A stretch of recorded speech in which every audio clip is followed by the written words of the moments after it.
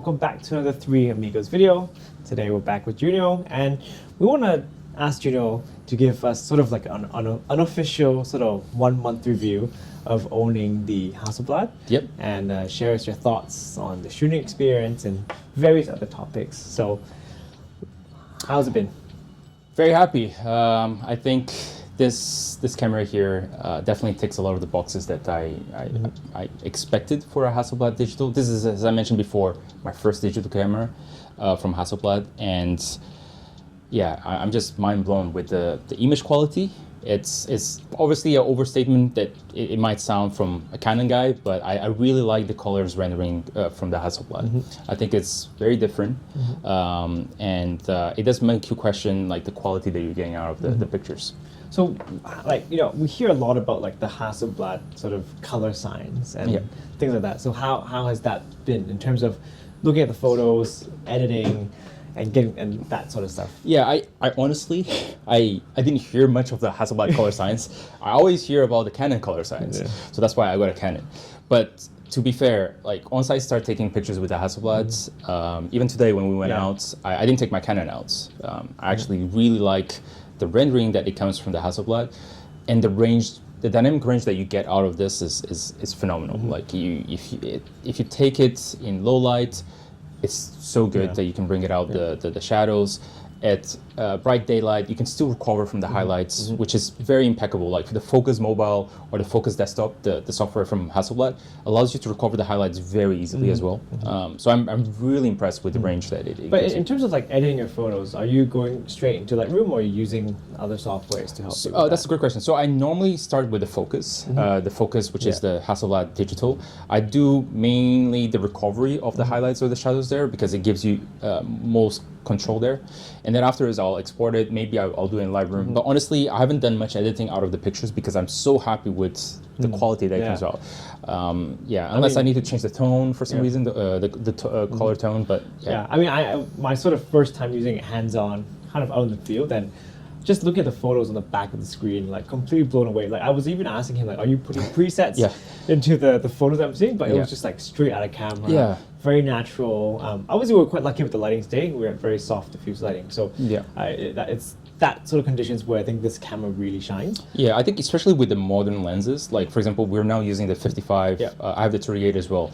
But I think the new XCD lenses do render really nicely. I think I haven't had experience with the previous generation, but just from the comparisons that I see, the newer generation actually renders really nice. It's very sharp as well, and the colors really pop. It has a 3D effect.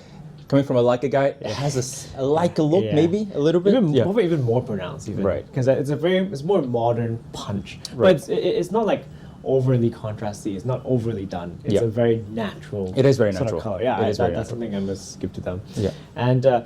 In terms of like, one of the complaints of the previous generations of the Hasselblad was like autofocusing and things like that. So how has that been? I think the autofocus is obviously not like the mirrorless full frame like Sony, Nikon, Z8, or even Canon, for example, right? But it's very good. I think like the face detect works really well. And if I had to kind of pick a negative regarding the focus, I would say it's the lack of continuous tracking. So having a baby doesn't stay very still very long, right? So it's very hard to kind of not get a continuous focus, but you can still know the shot. It's not too bad. But if that could be like a firmware update in the future, that would be great actually to have. And what about in terms of like, obviously one of the other things that people will talk about is like the low light performance. I mean, comparing to your previous like other full frame counterparts. Have you had any experience of shooting in more darker conditions? Yeah, I didn't try too much in low light per se. I've maybe taken a couple shots that gave me the impression that from shadow, in terms of recovery, I can do more than my full frame. I think it's mainly from the dynamic range that this camera has. It's much higher than my R3, for example. But I'm just really happy with the recovery. It almost feels to me, when we shot the M11 monochrome, how much we can kind of pull back from the shadows. Not to the same extent, but still, like you can recover quite a lot from the shadows. And what about in terms of like noise? I think the noise is very low actually, especially like I haven't tried to go like to the 6400 for example. At most I tried 3200, and I'm still very happy with the results.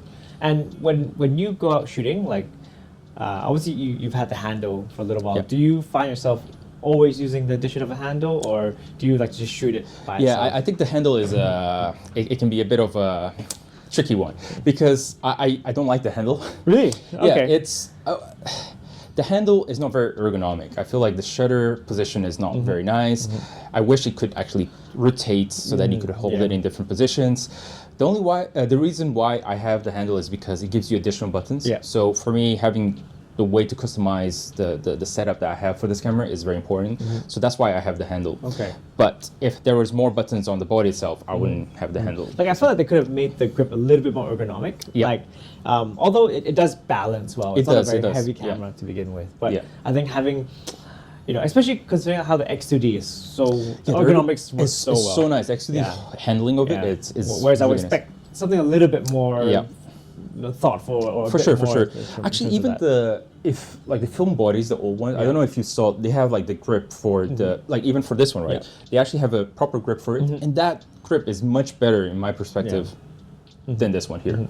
So yeah, maybe future iteration, they could improve this, but. Any complaints in terms of like the build quality and Yeah, no. Yeah. I think if I was blindfolded and I was holding this, I would think that I was holding the 500 cm. Obviously not the same length, Yeah. but in terms of the quality of the build, it feels honestly the same. And I'm very impressed that they can, replicate the same kind of build Yeah. quality, which is fantastic on Yeah. the 500C, for example. Now, one of the biggest, I think, drawing factors for you getting this camera was because you have the 203, right? Yeah, 205 205, and 503. So, I think that's one of the biggest, Yeah. advantages of being able to attach that digital back onto a film body. So, how's that been so far? Yeah, I think for me, the reason that I got this is the versatility. It's I could have gone for the X2D and be very happy with it. But because I have the film bodies, I really like the concept of being able to reuse my gear.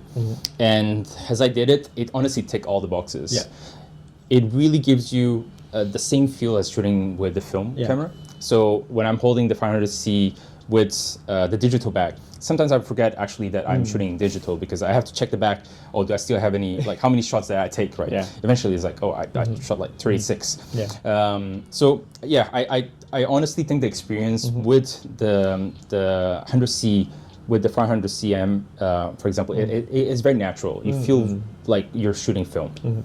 Now, one of the complaints I've sort of seen online, or one of the comments that people have said is that because it's a 100 megapixel sensor, so using the modern lenses has been, it's built for that. But whereas using older lenses like your 110 or your other lenses, have you ever felt that those lenses aren't sharp enough or not good enough to sort of really show off that 100 megapixel sensor? Or I how's think, that been so like far? for example, the 110 f2, for example, that one if you shoot wide open, it's going to be soft. Even in normal film, it's going to be soft. But if you step down, it's still very sharp. Like it can match the sensor. I think it doesn't hinder using the film body with the old lenses. I think even with the older lenses, it performs really well. I think I tried stopping down to 5.6. It's really sharp actually, the 110. So yeah, I'm very happy with the results. All right. So in terms of like lenses and how you see this being part of like future shoots and everything, how's that change your approach or your future collection? Because I know you've been eyeing the i5 Mark II. Yeah, waiting for that. Canon, please believe that soon. So how's that? Is that changing your decision on how you sort of approach photography and videography? Yeah, for sure. Like I think for photography right now, this is the camera for me for majority of the scenarios. So because of the lack of continuous focus, I shoot sports, for example, like Brazilian Jiu-Jitsu, etc. The movement is a bit hard to capture with the Hasselblad. That's why I still rely on the Canon R3. But for anything else, like today, when we went out to shoot, like something that is more calm, like slower pace, I'll take the Hasselblad. Canon can stay at home. It's all good. I really like the photography aspect of this camera. For videography, it could be Canon, maybe Red if they sponsor us, hint. But yeah, I think for videography, I'll still stick with Canon, hopefully the Mark II. The R3 is great, but I think for portability, especially now with a baby, is a bit hard. Yeah.